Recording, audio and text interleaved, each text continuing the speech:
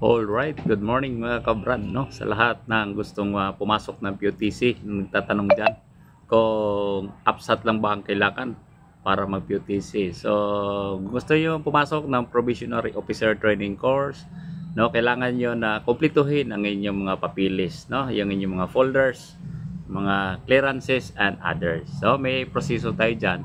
Hindi lang upsat, no? Pag papasa ka ng upsat, isa sa mga requirements yon. Pero marami pa tayong requirements dyan.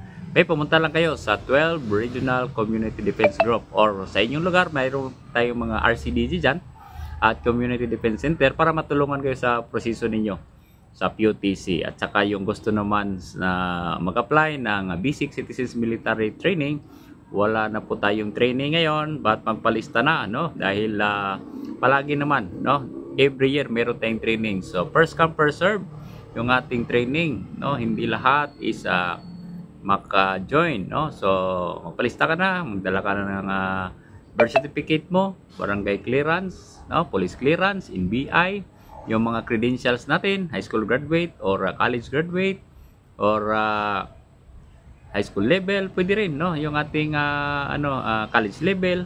So yon. At ang age natin 18 years old to 35 years old. Pero yung iba abot ng 40, 45, no? May iba 50 na nga. Pag kaya mo pa yung training, no? Pasok ka lang. Okay? So, God bless and be part of the Reserve Force. Good morning everyone.